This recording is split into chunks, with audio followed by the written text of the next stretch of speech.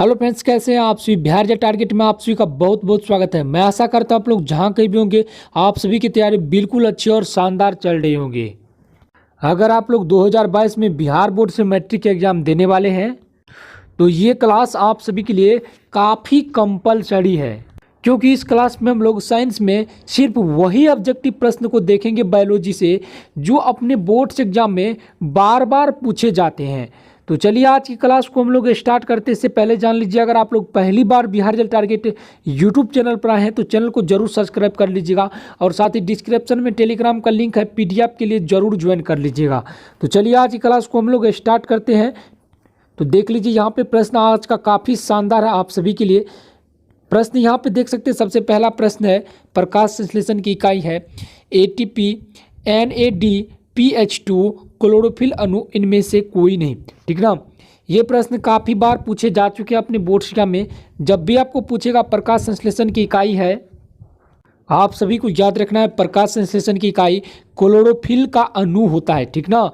तो यहाँ पे हमारा ऑप्शन सी बिल्कुल राइट हो जाएगा। प्रकाश संश्लेषण की इकाई क्या होता है? क्लोरोफिल की अणु होता है। ऑप्शन नंबर सी आपका सही हो गया। आपको याद रखना है प्रकाश संश्लेषण की इकाई क्लोरोफिल की अणु होता है।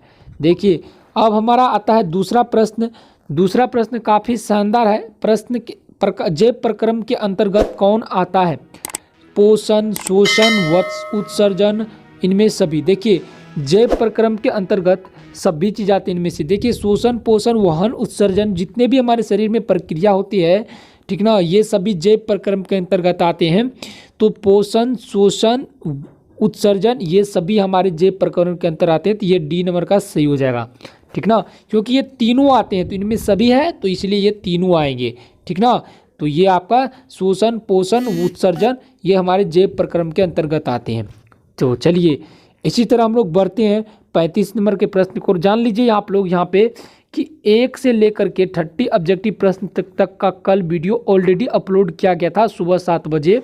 ठीक ना। तो उसका लिंक इसी वीडियो के डिस्क्रिप्शन में है, आप लोग जाके देख लीजिए। काफ़ी शानदार प्रश्न थे। और देखिए गोबर छत्ता किसके अंतर्गत आता है? परजीवी के अंतर्गत, मृतजीवी के अंतर्गत, और देखिए प्रासरणी के अंतर्गत, स्वपोषी के अंतर्गत। ठीक ना। आप सभी को याद रखना है गोबर छत्ता जो है मृतजीवी के अंतर्गत आते हैं। ऑप्शन नंबर बी यहाँ पे बिल्कुल राइट हो जाएगा। गोबर छत्ता किसके अंतर्गत आते हैं? तो मृतजीवी के अंतर्गत आते हैं। याद रख लेना है आप सभी को। ये प्रश्न काफ़ी शानदार है अपने लोग के बोर्ड एग्जाम की दृष्टि से। देखिए प्रश्न ऐसा भी है, कोई भी प्रश्न आएगा तो हम लोग एक भी ऑब्जेक्टिव प्रश्न को नहीं छोड़ेंगे अपने बोर्ड एग्जाम में। प्रकाश संश्लेषण का मुख्य उत्पाद निम्नलिखित में कौन है? जो प्रकाश संश्लेषण के उपरांत जो बनता है उत्पाद वो निम्नलिखित में कौन है? ठीक ना। तो आप सभी को याद रखना है ये ग्लूकोज जो होता है ना दोस्तों, ये ग्लूकोज हमारे प्रकाश संश्लेषण के दौरान जो है ये बनता है। ग्लूकोज एटीपी के टूटने से जो ऊर्जा का निर्माण होता है ये ग्लूकोज बनता है। ऑप्शन नंबर सी आपको यहाँ पे बिल्कुल सही हो जाएगा। प्रकाश संश्लेषण का मुख्य उत्पाद निम्नलिखित में कौन है?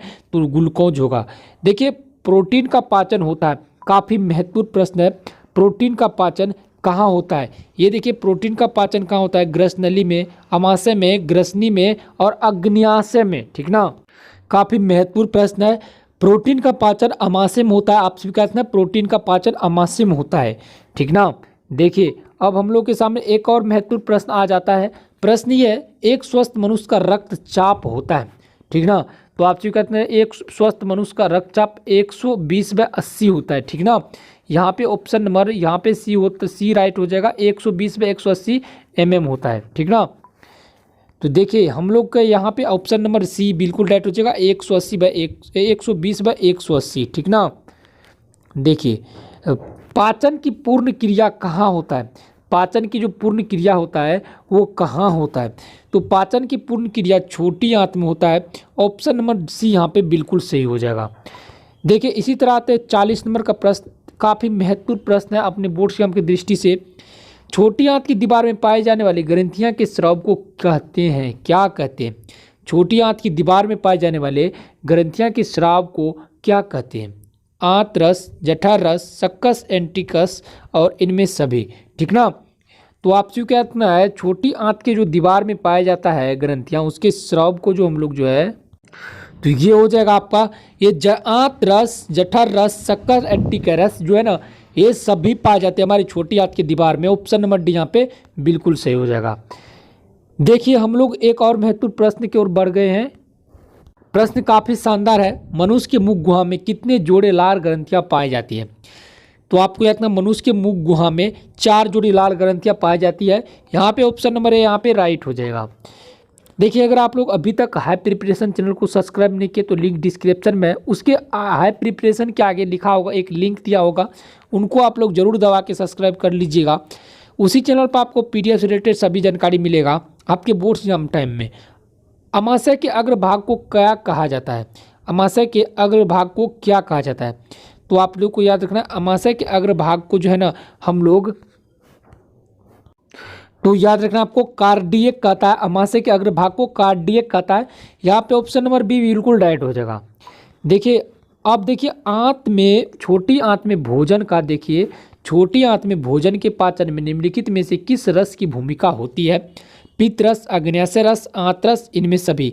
तो देखिए छोटी आंत में जो भोजन का पाचन होता है उनमें जो है ना ये सभी रस की भूमिका होता है। ऑप्शन नंबर डी यहाँ पे बिल्कुल राइट हो जाएगा।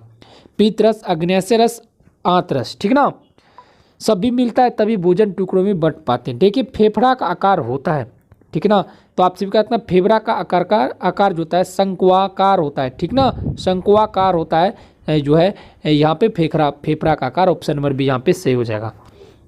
अमाशय में कौन अम्ल स्रावित होता है? अमाशय में कौन अम्ल स्रावित होता है?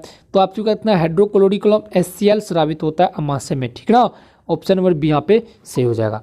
देखिए अमीबा में भोजन का अंतर्ग्रहण किसके द्वारा होता है? अमीबा में भोजन जो अंदर करता है, अमीबा अपने भोजन का जो ग्रहण करता है कुटपाद द्वारा करता है। ऑप्शन नंबर सी यहाँ पे बिल्कुल सही हो जाएगा। इसी तरह देखिए वह प्रक्रिया जिसके द्वारा मनुष्य श्वास ग्रहण करता है तथा छोड़ता है वह है, तो आप स्वीकार जिसमें ग्रहण करता है और छोड़ता है उसे हम लोग श्वसन कहते हैं। ऑप्शन नंबर बी यहाँ पे सही हो जाएगा।